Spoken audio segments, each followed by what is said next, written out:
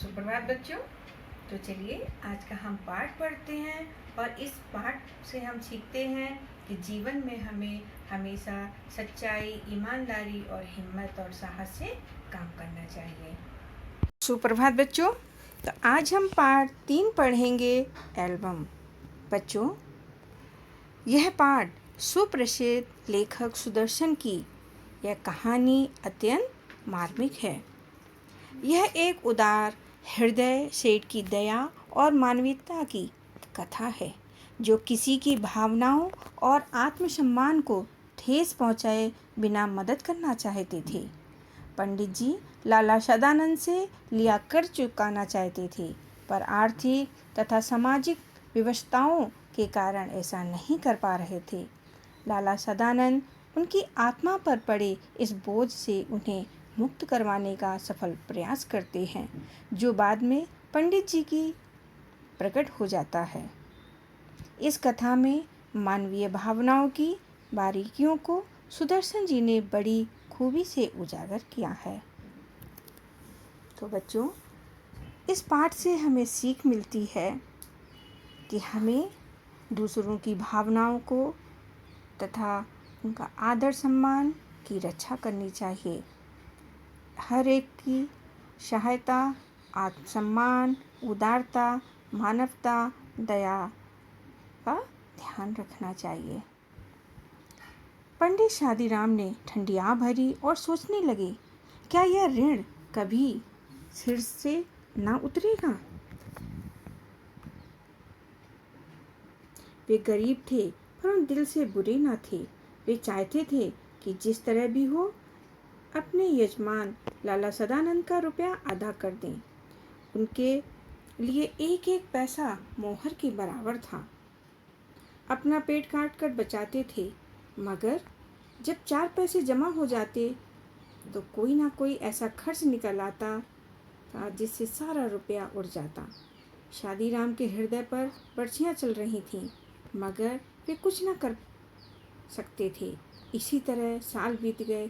शादीराम ने पैसा बचाकर 80 रुपये जोड़ लिए। उन्हें लाला सदानंद के 500 रुपये देने थे। उनका लड़का लगातार 4 महीने बीमार रहा। पैसा करके बचाए हुए रुपए दवा में उड़ गए, यानी कि जो भी पैसा उन्होंने बचाया था वो पैसा दवा में खर्च हो गए थे। पंडित शादीराम ने सिर पीट लिया। अब चारों ओर फिर अंधकार था। उसमें प्रकाश की हल्की सी किरण भी दिखाई न देती थी।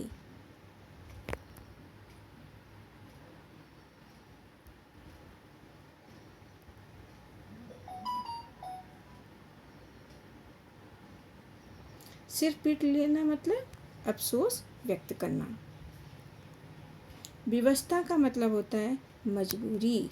भले मानस, भला आदमी आँख ना उठा पाते थे, यानी कि संकोच होना। ये एक मुहावरा है।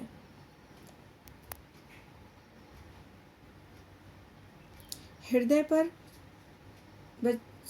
बर्छियाँ चलना, इसका मुहावरा का अर्थ है अत्यंत पीड़ा होना।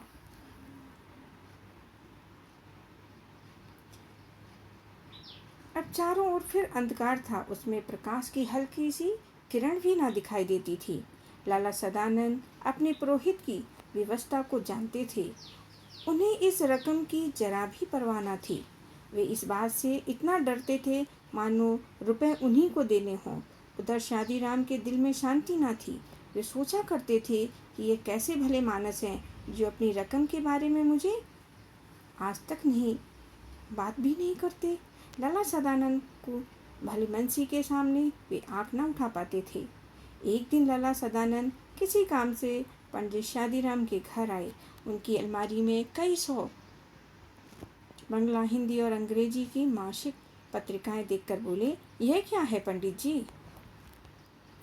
पंडित शादीराम ने उत्तर दिया, पुरानी पत्रिकाएं हैं। बड़े साहब को पढ़ने का शौक था, वही ये पत्रिकाएं मंगवाते थे।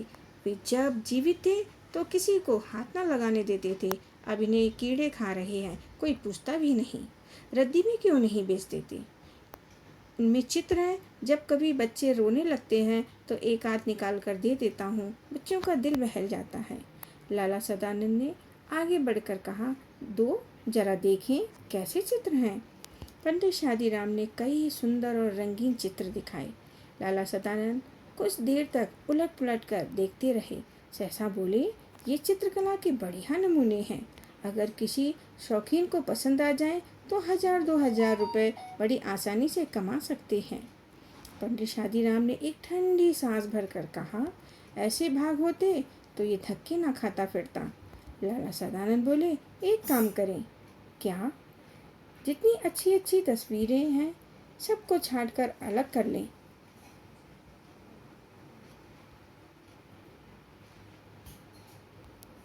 बहुत अच्छा।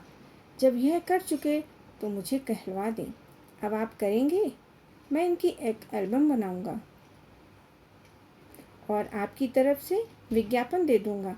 हो सकता है यह विज्ञापन किसी शौकीन के हाथ पड़ जाए और आप 2-4 पैसे कमा लें। तस्वीरें बहुत बढ़िया हैं। पंडित शादीराम को यह आशा न थी कि कोयले की खान में हीरा मिल जाएगा। घोर निराशा ने सभी द्वार बंद कर दिए थे। लाला सदानंद ने के कहने से पंडित जी दिन भर बैठकर तस्वीरें छांटते रहे। शाम तक 200 बढ़िया चित्र जमा हो गए। उस समय वे उन्हें देखकर स्वयं उछल पड़े। उनके मुख पर आनंद की आभा नाचने लगी। वे उन चित्रों की ओर इस तरह देखते थे मानो उनमें से हर एक में 10 का नोट हो। बच्चों को उधर देखने तक ना देते थे। वे सफलता के विचार से झूमने लगे थे। लाला सदानंद ने चित्रों को एल्बम में लगवाया और समाचार पत्रों में विज्ञापन दे दिया। अब पंडित शादीराम हर समय डाकिये की प्रतीक्षा करने लगे। वे रोज सोचते थे कि आज कोई चिट्ठी आएगी। दिन बीत गया और कोई चिट्ठी ना आती थी। रात को आशा सड़क की धूल की तरह बैठ जाती थी। मगर दूसरे दिन लाला सदानंद की बातों से टूटी हुई आशा फिर जुड़ जाती थी। दिन बीत गए। आखिर एक दिन शादीराम के भाग जागे। कोलकाता के एक मारवाड़ी सेठ ने पत्र लिखा कि एल्बम भेज दो, अगर पसंद आ गया तो खरीद लिया जाएगा। पंडित शादीराम दौड़े हुए लाला सदानंद के पास पहुंचे और उन्हें पत्र दिखाया। लाला सदानंद ने पत्र को अच्छी तरह देखा और जवाब दिया, रजिस्ट्री कराकर एल्बम भेज दो। शौकीन आदमी मालूम होता है, खरीद लेगा। और मूल्य लिख दो, 1000 रुपये से कम पर सौदा ना होगा। कुछ दिन बाद उन्हें जवाब में एक बीमा मिला। पंडित शादीराम के हाथ पैरों से ज़्यादा उनका दिल कांप रहा था। उन्होंने लिफाफे को खोला और उछल पड़े।